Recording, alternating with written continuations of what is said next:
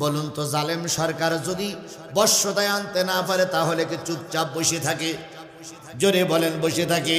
চুপচাপ বসে থাকে না।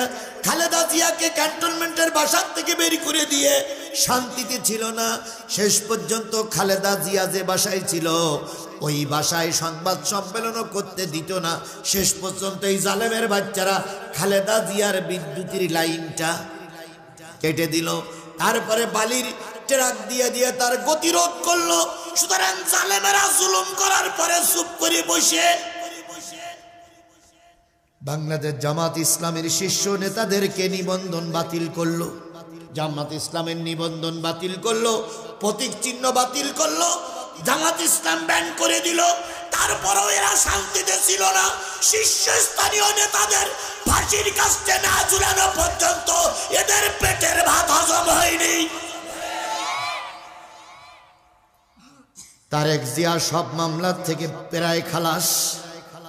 যে খালেদা জিয়াকে মামলার থেকে বের করে বিদেশে পাঠানো হলো, সেই একই মামলার আসামি হয়ে বসে আছে এটিএম আজহারুল ইসলাম। কথা বলেন, কথা বলেন। অথচ এটিএম আজহারুল ইসলামকে মুক্তি দেওয়া হচ্ছে না। কথা বলেন, কথা বলেন। আমরা সবাই মিলে বলেছি এটিএম আজহারুল ইসলামকে 24-25 তারিখের ভিতরে মুক্তি দেওয়া লাগবে। যদি না দেয় করার কিচ্ছু নেই। আমিরে জামাত বাংলাদেশের জন্য একটা রহমত। তিনি স্বেচ্ছায় ঘোষণা দিয়েছেন, তিনি নিজে স্বেচ্ছায় কি বরণ করবেন। আচ্ছা বলুন তো, আমিরে জামাত কারাবরণ করবে আর দেশের এই 18 কোটি মানুষ চুপ করে বসে থাকবে? জোরে বলেন, বসে থাকবে? ডাক্তার শফিকুল ইসলাম মাসুদ আজকে ঘোষণা করেছে যে আমিরে জামাতকে যদি গ্রেফতারের দুঃসাহস দেখান, গোটা বাংলাদেশের কোটি কোটি মানুষ ঢাকার উদ্দেশ্যে রওনা হবে।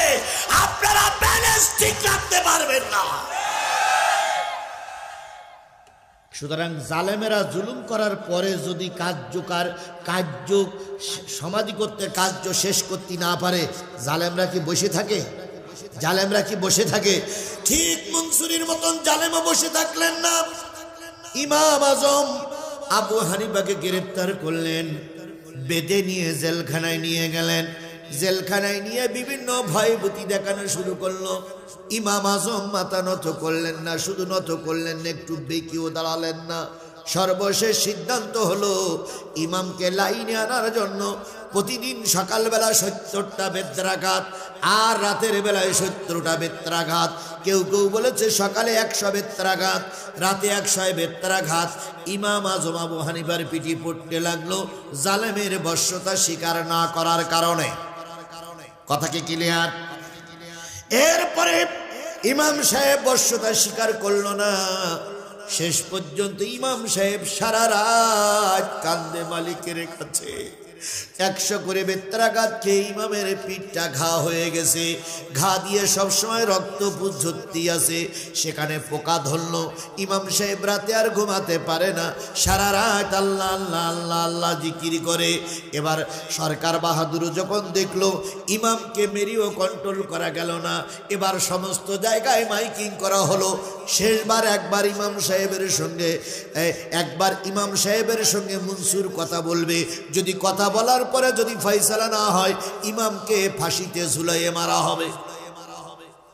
গোটা দেশে মাইকিং হলো, পেপারিং হলো। আগামী বৃহস্পতিবার দুপুরের পরে ইমামের সঙ্গে কন্টাক্ট করার জন্য মনসুর সাহেব যাবেন। কেতাবে আসছে ইমাম আবু হানিফা রহমাতুল্লাহ আলাইহির বুড়ি মা তখন বেঁচে ছিল।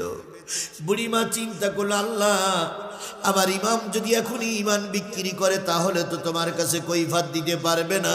তাই ইমামের মা সকালবেলা সবার আগে কি বলে জেলখানার জানালার কাছে গিয়ে চুপচাপ দাঁড়িয়ে আছে, কখন মনসুর জেলখানার ভিতরে ঢুকবে। কিছুক্ষণ পরে মনসুর জেলখানার ভিতরে ঢুকলেন। হুজুরির সঙ্গে যখন কথোপকথন চলছিলেন, বুড়িমা 100 বছর বয়স বুড়িমা জানলার থেকে ডেকে বলতেছেন, ইমাম আবু হানিফা আমি তোর বুড়ি মানে মা জানালায় এসেছি, একটা জিনিস স্পষ্ট করে শোন, তুই যদি মনসুরির সঙ্গে সমঝোতা করে তোর ঈমান বিক্রি করে দিস, আমি তোর বুড়ি মা বলতেছি কিয়ামতের দিন আল্লাহর দরবারে তোর পরিচয় দেব না।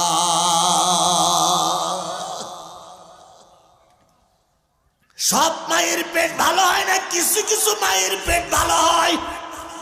ও মা, তোমরাই ধন্য, তোমাদের একটা ছোট্ট জায়গায় আল্লামা সাইদির মতন বড় আলেমের জন্ম হয়েছে। কথা বলেন ঠিক না বেঠিক?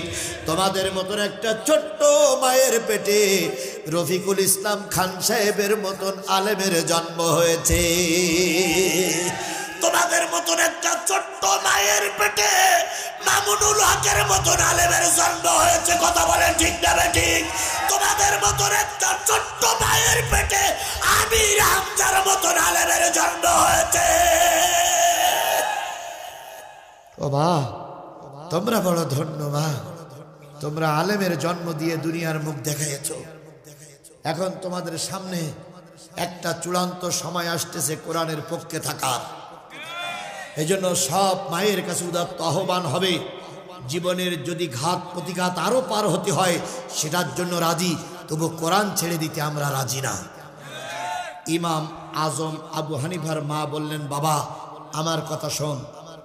মার দিক তাকালেন, ছেলে বললেন, তুই খবরদার জালেমের কাছে মাথা নত করবি না।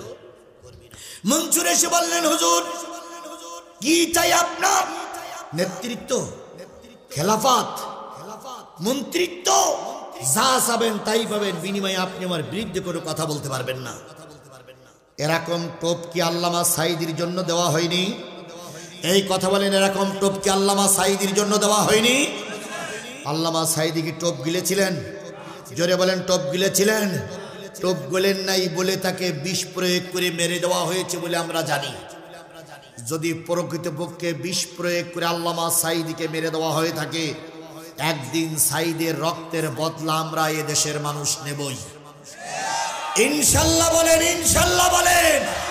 যত ফোঁটা রক্ত তোমরা ফেলিয়েছ, প্রতিটা ফোঁটার বিচার বাংলার জনগণ করবে। তবে সেটা অস্ত্র দিয়ে নয়, মেরে নয়। আগামী নির্বাচনে কোরআনের পক্ষে রায় দিয়ে আমরা আল্লামা সাইদির মৃত্যুর বিচারটা দেখতে চাই। কারণ যদি দিন প্রতিষ্ঠা না হয়, যে যাই করবেন আপনি সমাজে টিকে থাকতে পারবেন না। বলুন তো, আমাদের দেশে আইন তৈরি হয় জাতীয় সংসদে। কথা বলে, এই জাতীয় সংসদে যারা আইন প্রণেতা তারা সবাই যদি শিক্ষিত হয়, ভালো আইন হবে না খারাপ আইন হবে? আর যদি মমতাজের মতো নায়িকা গায়িকা, এমপি বাদলের মতন যদি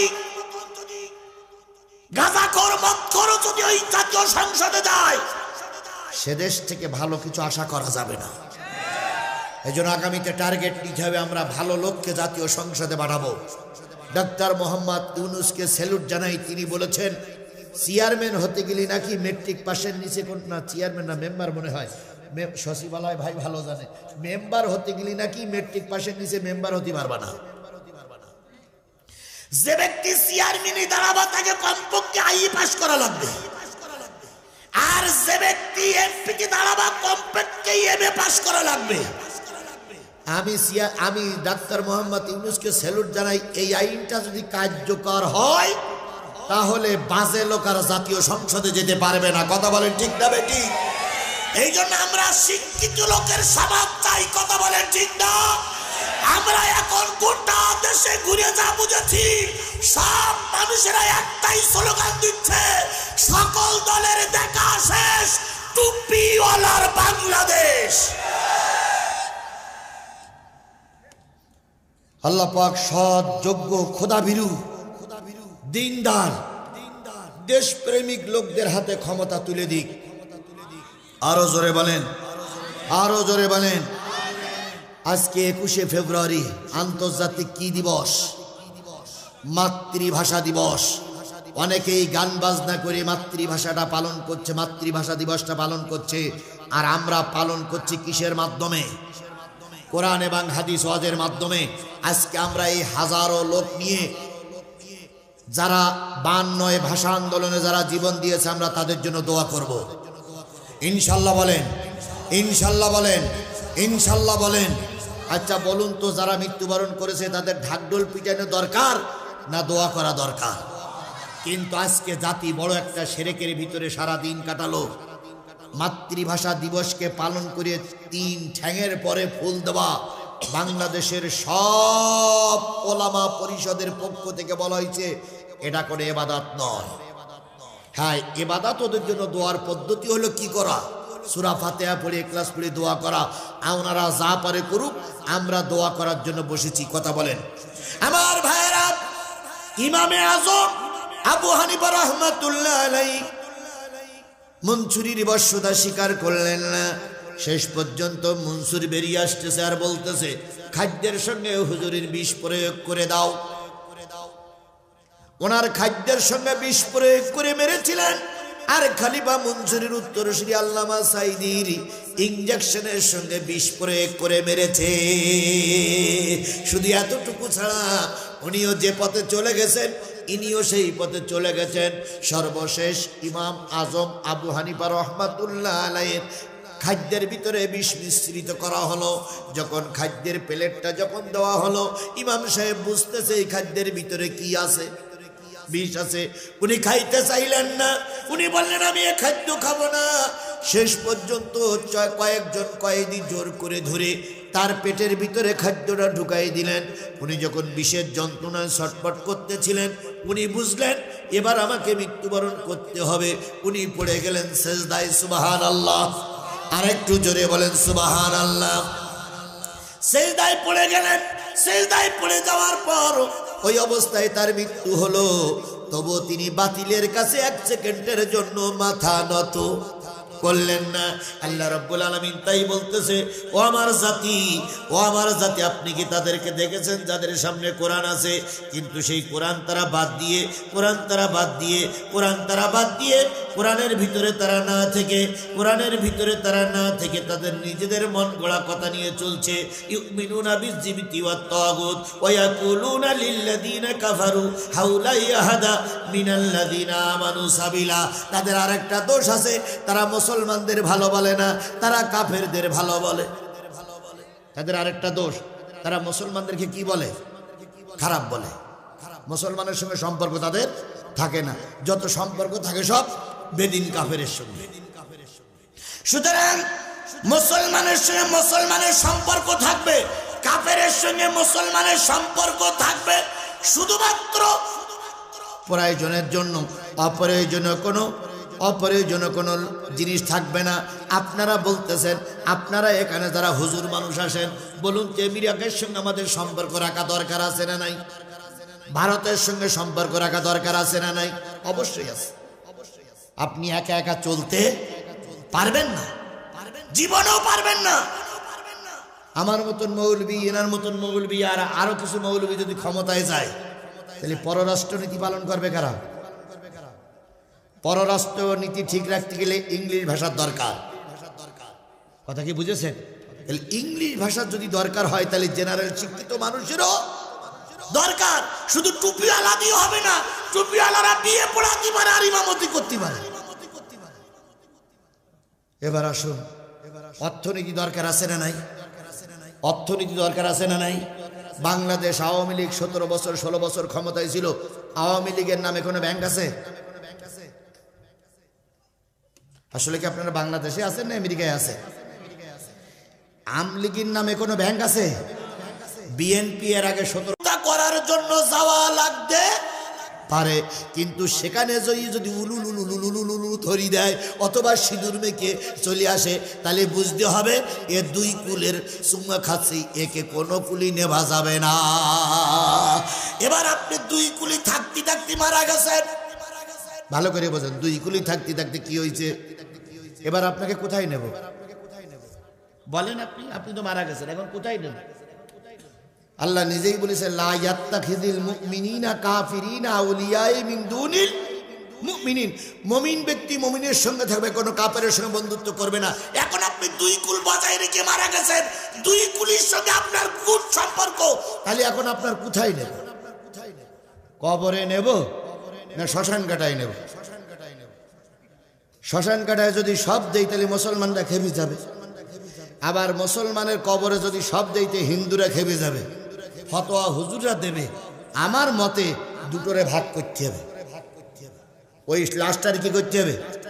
দুটো ভাগ করি, একটা দেবেন হিন্দুদের, ওরা শ্মশান কাটায় নিয়ে উলুলুলুলু হু উলুলুলুলু হু ওরা উলুলু দিয়ে দেবে, আর আমাদের এখানে নিয়ে বলছে বিসমিল্লাহি ওয়ালা মিল্লাতি রাসূলিল্লাহ। দুই কুল যেন বজায় থাকে। দুনিয়ার দুই কুল বজায় রাখবা, কবরও দুই কুল বজায় রাখবা, আখিরাতেও দুই কুল বজায় রাখা যাবে। এই জন্য আপনাকে ডাইরেক্ট বলতে হবে মুসলিম। আবার যদি মুসলিম হতে পছন্দ না করো, ডাইরেক্ট বলতে হবে আমি নাস্তিক। যেমন তাসলিমা নাসরিন এখন মুসলমান নেই, আমাদের কোনো ক্ষতি হয়েছে? আপনিও যদি চলে যাচ্ছেন যান, যান। আপনার মতো 2-4 জন যদি লোক চলে যায়, 2-5 হাজার লোক আমাদের দলে আসবে। কথা বলেন, কথা বলেন, কথা বলেন।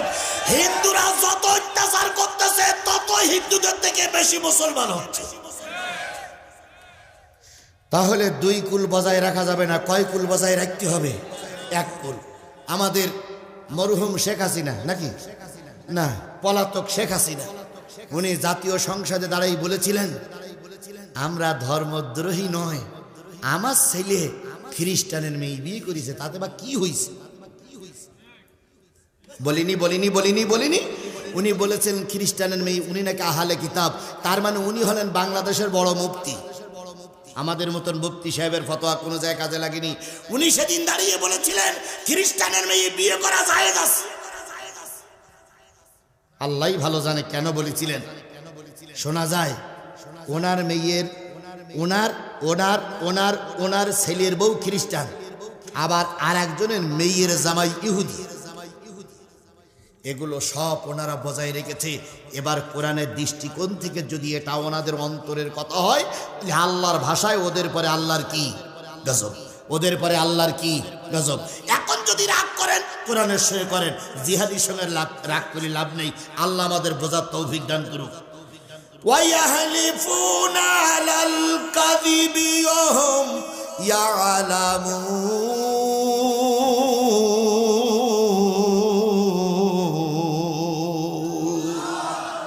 যাদের উপরে গজব তাদের আর একটা দোষ হলো, তারা জেনে বুঝেই মিথ্যা কথা বলে। তারা জেনে বুঝেই কি বলে? আরো জোরে বলেন, জেনে বুঝে কি বলে? তাহলে জেনে বুঝেই যারা মিথ্যা কথা বলবে, মিথ্যা সাক্ষী দেবে, মিথ্যার পক্ষে সাপোর্ট করবে, আল্লাহর ভাষায় তাদের পরে আল্লাহর কি গজব। কয়টা দোষ পাইলাম? দোষ হবে মোট কয়টা? তার ভিতরে 2টা দোষ পাইলাম। জেনে বুঝে মিথ্যা কথা বলা লোক আমাদের সমাজে ছিল না, ছিল না। নির্বাচনের পরের দিন নেতারা বিরাট বিরাট মাস তৈরি করে দাঁড়িয়ে বলতেছে এবার ভোটটা সুষ্ঠু হয়েছে। শতকরা 99% লোক আমারে ভোট দিয়েছে, আমি নির্বাচিত প্রতিনিধি। জনগণ নেতার নামে কত মালা দিল, নেতার পক্ষে কত স্লোগান দিল। হায়রে নেতার পক্ষে স্লোগান, হায়রে নেতার পক্ষে কি বলে রকমারি স্লোগান। পাশে ছিল এক হাই স্কুলের বারান্দায় ছিল কুকুর মাথা উঁচু করে বলতেছে, নেতা কালকে তো কেউ ভোট দিতে আসেনি। কথা বলেন, কথা বলেন। তাহলে জেনে বুঝেই যারা মিথ্যা কথা বলে তাদের পরে আল্লাহর কি? তাদের পরে আল্লাহর কি? তাদের পরে আল্লাহর গজব এখনো লানত পর্যন্ত আসেনি, তাদের পরে আল্লাহর গজব, গজবের কথা হচ্ছে। আবারও বলছি, কোন সূরা কয় নম্বর আয়াত থেকে আলোচনা চলছে? 14, 15, 16, 17, এখনো 17 শেষ হয়নি। এবার আসুন, আ'আদ্দাল্লাহু লাহুম আযাবান শাদীদা। আল্লাহ নিজেই ওয়াদা করতেছে, ওপরে যে দোষ কটা বর্ণনা করা হলো, এই দোষে যারা দোষী, এই দোষে যারা দোষী তাদের জন্য রয়েছে আযাবান শাদীদা, কঠিন আযাব। তার মানে তারা জাহান্নামী। কথা কি ক্লিয়ার? কথা কি ক্লিয়ার? ইন্নাহুম সাআ মা কানু ইয়ামালুন।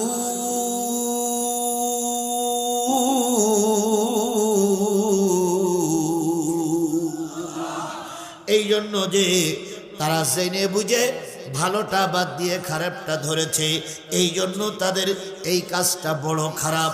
আসুন পরবর্তী আয়াতে যাই। পরবর্তী আয়াত এই পর্যন্ত 15 পর্যন্ত বললাম, 15 পর্যন্ত বললাম। এবার একটু সূরা নিসার ভিতরে ঢুকি, ভালো করে খেয়াল করবেন। আল্লাহ রাব্বুল আলামিন বলতেছে, আল্লাহ রাব্বুল আলামিন বলতেছে সূরা নিসার ভিতরে, সেটা হলো এরকম, সূরা নিসা, আলাম তারা ইলাল্লাযীনা উতুন নাসিবাম মিনাল কিতাব ইউমিনুনা বিযজিবিতি ওয়াত তাগুত। ওগো হুজুর, ওগো নবী, ওগো আওলাদ রাসূল, ওগো আল্লামা সাইদি, ওগো মামুনুল হক, ওগো আজিজুল ইসলাম, ওগো মাদ্রাসার প্রিন্সিপাল, ওগো মাদ্রাসার মুহতামিম, তোমরা কি সেই লোকগুলো দেখোনি যেই লোকদের পরে কিতাবের কিছু অংশ আছে, অর্থাৎ কিতাব আছে, কিন্তু ইউমিনুনা বিযজিবিতি ওয়াত তাগুত, তারা ঈমান এনেছে মূর্তির উপরে আর ঈমান এনেছে তাগুতের উপরে। তারা মনে মনে মূর্তি নির্মাণ করে আর আল্লাহর আইন বাদ দিয়ে নেতার আইন বাস্তবায়ন করে। এই কাজটাও যারা করবে তাদের পরে আল্লাহর কি, তাদের পরে আল্লাহর কি? আরো জোরে বলেন, তাদের পরে আল্লাহর কি? এবার বলুন তো, মনে মনে মূর্তি ছিল কি ছিল না? আরো জোরে বলেন, মূর্তি ছিল কি ছিল না? আবারও যদি কোনো সরকার এসে মূর্তি নির্মাণ করে, তাহলে আগেরটাও যা গেছে এটাও তাই। এবার আসুন, তাগুত শব্দের অর্থ, তাগুত শব্দের অর্থ, তাগুত শব্দের অর্থ সে মানব রচিত আইন। আল্লাহর আইন বাদ দিয়ে তাগুতের আইন, মানুষের তৈরি করা আইন যারা প্রতিষ্ঠা করতে চায়, অথচ তাদের সামনে কি আছে? কোরআন আছে। কোরআন যদি না থাকে সেটা আলাদা ব্যাপার। কোরআন থাকার পরে কোরআন বাদ দিয়ে যদি কোনো মানুষের তৈরি করা মত এবং পথকেও প্রতিষ্ঠিত করতে চায়, আল্লাহর ভাষায় তাদের পরে আল্লাহর গজব, তাদের পরে আল্লাহর কি? গজব। আপনারা কি আমার কথাগুলো বুঝতেছেন না? বুঝতেছেন না? আমার কথা কি বোঝেন? আমার কথা কি বোঝেন? ইউসুফ নবীর কাহিনী, ফেরাউনির কাহিনী, মুসা নবীর কাহিনী ইতিমধ্যে আমি শুনাইছি না শুনাইনি? অনেকবার শুনাইছি, কিন্তু আমি আজকে কোরআন থেকে, হুবহু কোরআন থেকে কথা বলছি। এখানে আমার কোনো মতের কোনো প্রয়োজন নাই। আমি আবারও বলছি, যদি মনে করেন যে হুজুর এটা ঠিক হচ্ছে না, তাহলে আপনি দয়া করে মসজিদ থেকে বাংলা তাফসীর নিয়ে আসেন, অথবা আপনি বাংলা তাফসীর দেখে নেবেন, আপনারও বুঝিয়ে আসবে ইনশাআল্লাহ। তাহলে আমার মোনাজাত পর্যন্ত কি আপনারা থাকবেন না? এখনই মোনাজাত করে দেব।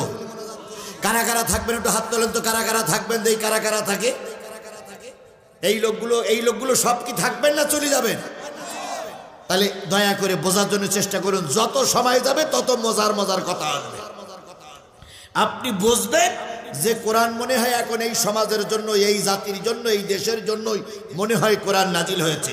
আমার বন্ধুগণ, কিতাব আছে অথচ কিতাব বাদ দিয়ে তারা ইউমিনুনা বিযজিবিতি ওয়াত তাগুত, ঈমান এনেছে মুক্তির প্রতি, ঈমান এনেছে মানুষের তৈরি করা মত এবং পথের প্রতি। এবার আসুন, আল্লাহ বলতেছেন, আল্লাযীনা আমানু ইউকাতিলুনা ফি সাবিলিল্লাহ ওয়াল্লাযীনা কাফারু ইউকাতিলুনা ফি সাবিলিত তাগুত।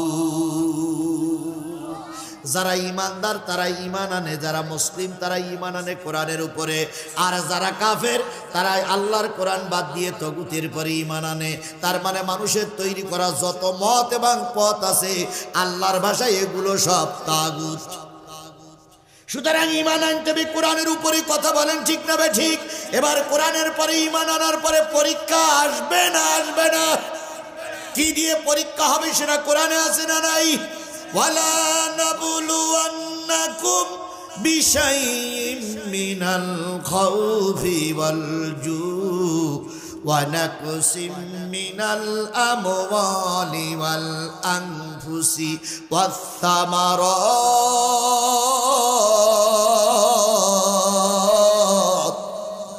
ওয়াবাশশিরিস সাবিরিন।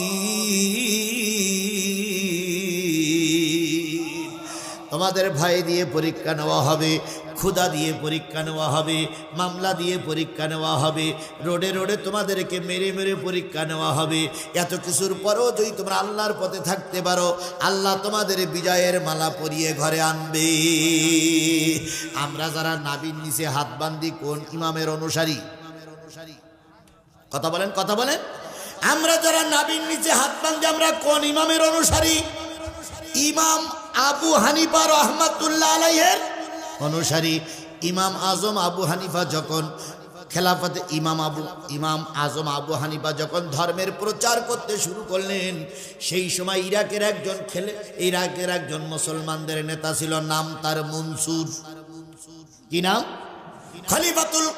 খলিফা মনসুর। ওকে খলিফা বলা হতো, খলিফা মনসুর। ইমাম আজমকে ডেকে বললেন, হুজুর আপনি যদি আমার বশ্যতা স্বীকার করে চলেন, তাহলে আমি আপনাকে ইরাকের ধর্ম মন্ত্রণালয়ে দেওয়া হলো।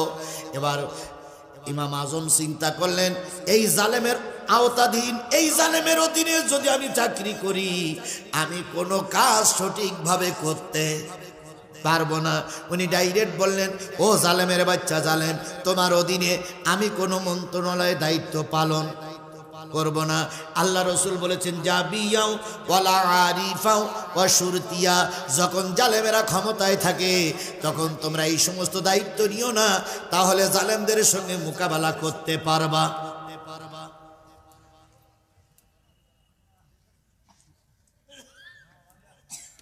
দুই একজন চলে যাওয়া ভালো লক্ষণ নয়।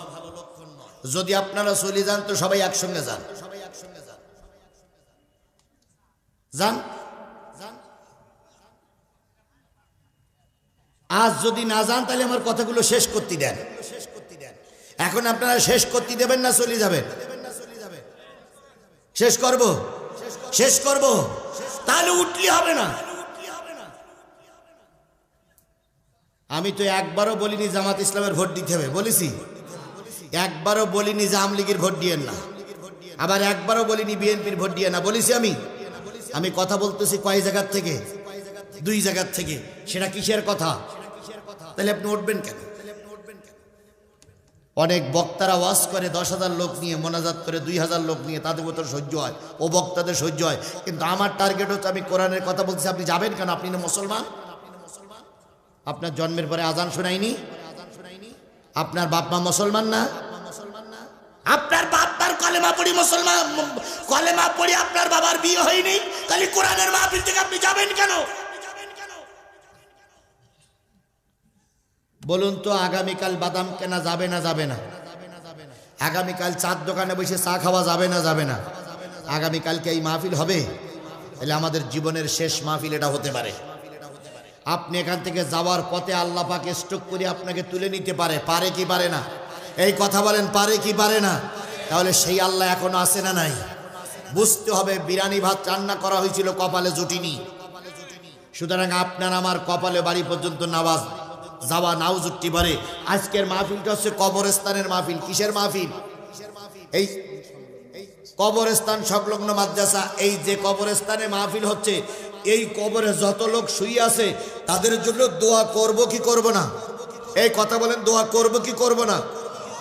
তারা তো আমাদের জন্য এই অপেক্ষায় বসে আছে যে আমার সন্তানেরা মাহফিলে গেছে, তারা সন্তানেরা দোয়া করবে। আমি তাদের জন্য দোয়া করব, ইনশাআল্লাহ আপনাদেরকে নিয়েই দোয়া করব।